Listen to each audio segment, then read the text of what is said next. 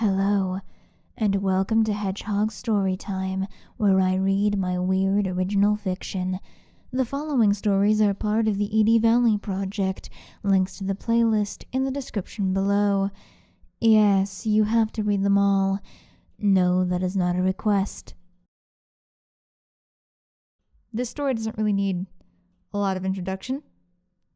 I think you all know it's coming. So without further ado, time to form the Scooby Gang. As soon as Cindy hung up the phone, Tommy started grabbing his stuff.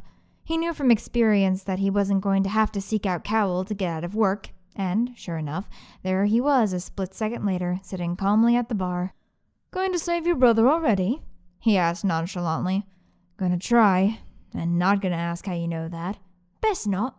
He made a funny face, then stood. "Well, looks like we're closing up shop early today." Orem was studying the runes on the hilt of a 1,000-year sword when Service scrambled in, pantomiming a telephone next to his ear. "Lucius?"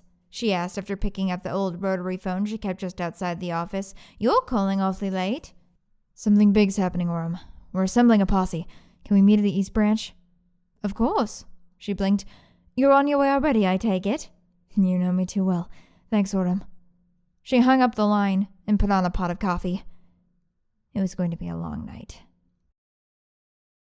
The air was tense as Marcell and Cindy sped through the darkened streets in the Ford Falcon. Marcell kept stealing glances away from the road to look at Cindy. Her face was hard, nearly angry, but her hands shook. "You're planning on breaking him out, aren't you?" He sighed. "Of course," she said simply. He shook his head. "Well, if we're going to do this, we'll need all the help we can get. I don't suppose you know anyone who'd be helpful in a rescue mission." Cindy only had to think for a split second. "Well," she began, "there is someone."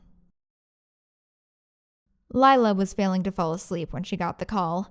The old flip phone on the ground next to her head began vibrating violently, and the small screen lit up the room with a harsh, white light. Who the hell would call her this late at night? Figuring it was some robot telemarketer, she hit the button without looking at the name and held the phone to her ear. "Hello?" she mumbled, blinking. "Lila?" It was Cindy. Lila couldn't help hearing the slight hitch of panic in her voice. "You know that favor you and Niko owe me?" "What do you need me to do?" She threw the blanket aside and stood, already fully dressed. Even after several months of hiding without incident, she still couldn't get out of the habit. On the other end, Cindy sighed. "My brother's in trouble. We're assembling a party and meeting at the East Branch of the library." "The library?" she asked. "Why there?" "You'll see when you get there," was the only explanation given. "All right." Lila nodded, before realizing that Cindy couldn't see her. "Count us in." "Thank you," Cindy whispered, before hanging up. The room went dark again as the screen flicked off, but Lila didn't hesitate. She grabbed her katana, which she had laid against the wall next to her, and placed it carefully in its case. She remembered seeing the sword hanging on display at the dojo back in the city. She remembered watching it all those years she had trained there, needing to get better faster, needing to be stronger, more, so she could protect Niko, so she could be worthy to do so. Amada-sensei, the master of the dojo, had known that she was going to put the things he taught her to much more practical use than his other students, even though she had never told him so. "Take the sword," he commanded, as she left the dojo for the last time. "I've seen you watching it." She blinked, taken aback. "But why?" she asked. "You said that sword had been in your family for centuries. I couldn't possibly." "I have a feeling you'll get more use out of it than I am." He smiled wryly, wrinkles deepening. "And this way, you'll have all my ancestors to watch over you." Lila crossed the quiet hallway to Niko's room and knocked gently. No answer. Niko was a heavy sleeper. She opened the door crack merely by pushing on it lightly and peered inside. He was hopelessly tangled in the bed sheets on the futon. He looked young when he was sleeping, even though he would be 18 in a matter of days. His face was free from creases, and he lacked the hard look that often characterized his golden eyes. When she saw him like this, she couldn't help seeing the young boy in the alleyway, betrayed and about to be off by his bodyguard.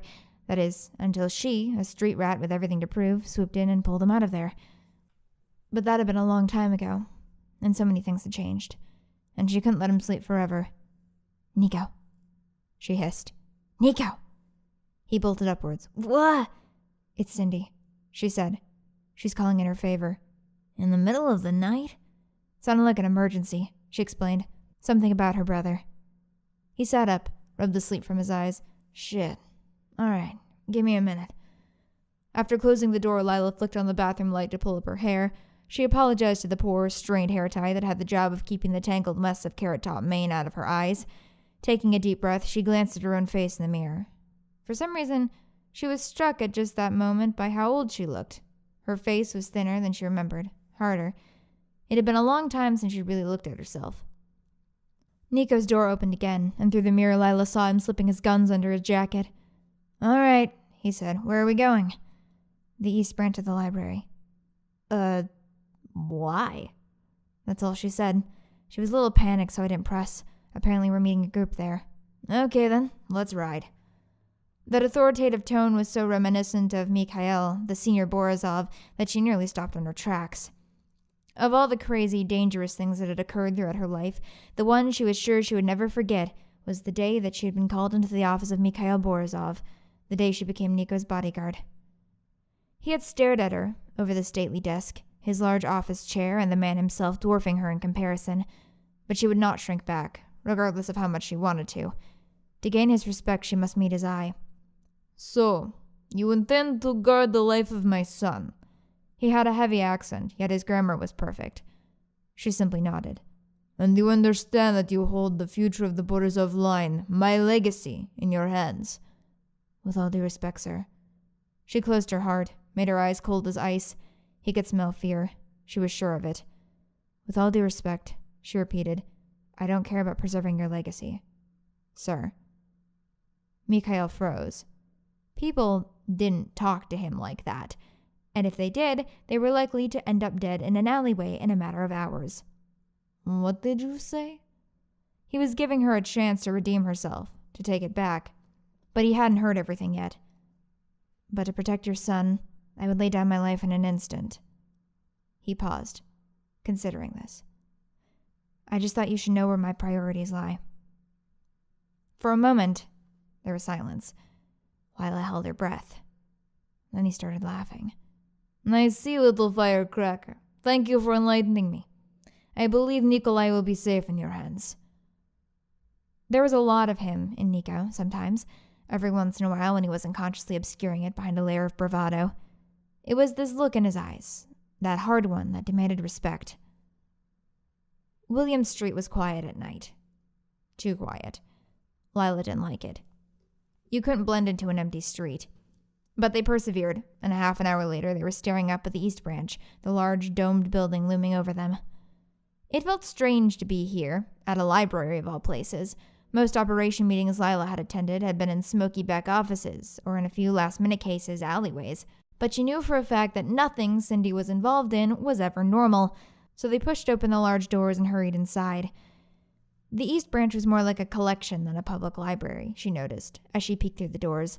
A glass case contained an old, tattered tome, while a lot of other books were simply inaccessible due to the height they were placed at on the rounded shelves. It was also rather dark. She assumed that during the day the skylight above would flood the room with natural light, but now there were only a few lamps struggling to hold back the gloom of midnight. Across the room, huddled around a cluttered desk, was Cindy and 3 people that Lila didn't recognize. She hadn't been sure what state she would find Cindy in, but apart from her wildly tangled hair, she looked surprisingly composed. Niko coughed, and the 4 looked up. The pale man with his arm around Cindy's shoulder tensed, but she put her hand on his before running over to them. She wrapped her arms around Lila's middle and squeezed. Lila looked over at Niko, who shrugged. How did one hug again? It took her a moment to remember how to position her arms, but then she hugged back. Thank you so much for coming, Cindy whispered. Niko smirked, attempting to get a smile out of her. I'm a man of my word, he cut in. I said I owe you one, so here we are, even if it is the middle of the night. I'm sorry I had to disturb your beauty rest. The corners of her mouth twitched upwards. She led them over to the rest of the group. This is Lucius, she gestured to the thin, pale man. Ah, so this was the Marcell Lila had heard so much about. He was good-looking, she'd give him that, in a tired sort of way, but much too tall for her taste.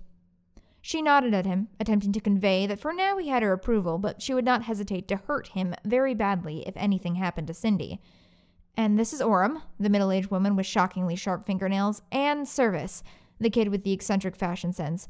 She's actually a dragon who runs the library, and he's her automaton assistant. That was a sentence I never thought I'd hear. Niko blinked rapidly. That's a sentence I never thought I'd say, Cindy replied. And this is Niko Borazov and Lila Finn. Borazov? Orum's eyes somehow managed to grow even wider. Of the Borazovs? Niko sighed. Yes, those Borazovs. More than that, said a new voice from the door behind them. He's the heir of the whole operation.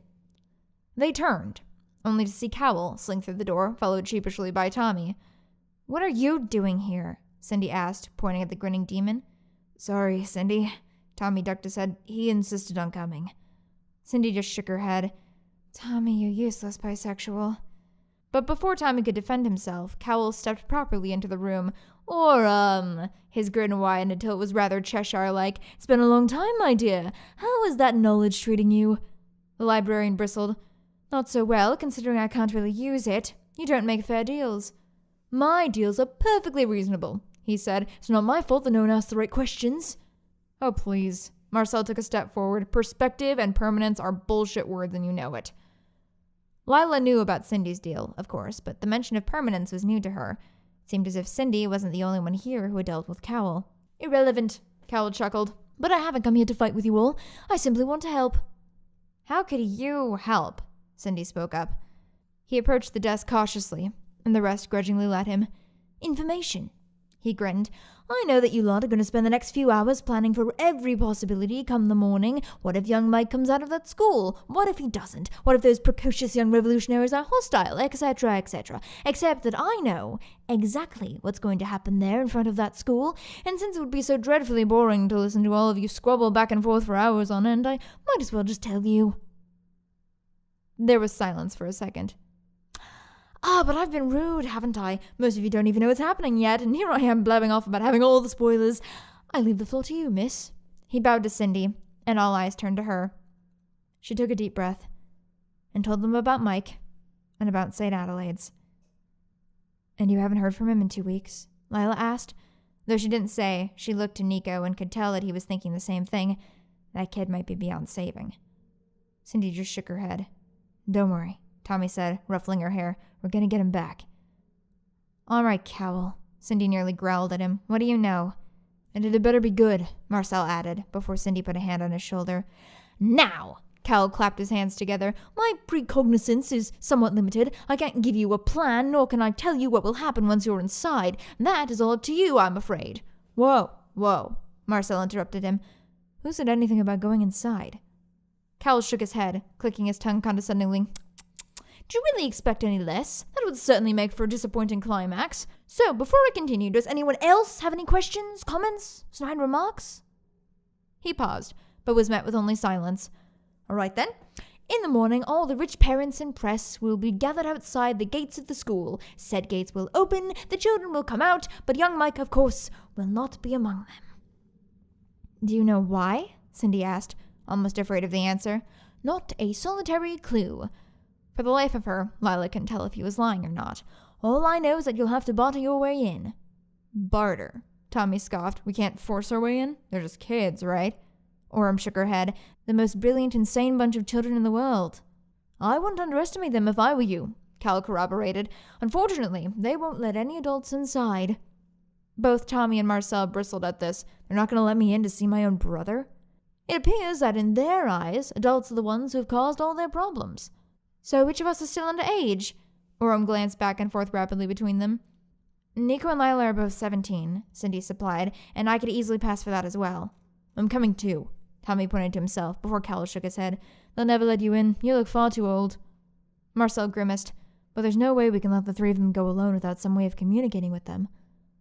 Slowly, the group's eyes all turned to service the automaton, who hadn't said a word this whole time. Lila and Niko turned to each other, confused. They'll never let him take the digital camera in, Orem began. Sorry, Niko interrupted, but I'm sort of lost. How could a camera help? I don't see any live streaming equipment around here. I can see through the camera, Orem beamed. What? Lila asked, blinking. Cindy shook her head. Don't ask. Even she doesn't know. Now, like I said, a camera won't work this time around, but he's a machine as well. It'll be taxing, but I believe that if I focus hard enough, I should be able to see through him directly." "All right, then. So what happens once they get inside?" Tommy leaned down over the desk. "Well, that depends," Orem shrugged. "We have no idea if they're keeping Michael against his will, or if he has chosen to stay of his own accord, or any other possible scenario." Even before he stepped forward, Lila knew he was going to put his hat in the ring. This was Niko's time to shine. "You leave that to me and Lila," he said. "We've got a lot of experience with, variable situations." Marcell and Orem examined the two for a moment, sizing them up. It was Marcell who nodded first. "All right," he said. "We're putting Cindy and Mike's lives in your hands." "I can take care of myself, you know," Cindy grumbled. Marcell grabbed her shoulder and pulled her in for a hug. "I know," he muttered into her hair, "but I will always worry regardless." "Well," she pulled away after a moment, "the best thing to do is prepare. There's a couple of charms I can cast in the next few hours." "Use the back room," Orem instructed. "Service will help you. He knows where everything is." "Service," she said, and the automaton immediately faced her with attention. "Follow Cindy. Do what she says." He nodded once, and the two wandered off to wherever the back room was. The others broke off slowly, to prepare in their own way or sleep for a few hours. Niko and Lila slunk into a corner of the room. "I think there's something they're not telling us," Lila confessed, after glancing around to see that no one else was watching. "You think?" Niko's voice dripped with sarcasm. "There's definitely something else at play here. Why would they want to keep such a close eye on us just to grab Cindy's brother?" Lila took a breath in, considering. "So what do we do?" she asked finally. "For now, we play along. I don't know about Cindy's boy toy or the dragon lady, but at the very least I trust Cindy. I don't think they mean us harm." Deep down, Lila couldn't help feeling a twinge of excitement. It had been dull being cooped up in that abandoned house. Now maybe Lila could stretch her muscles a little. She could tell that Niko was feeling the same. "Are you ready?" he scoffed. "As ready as I'll ever be."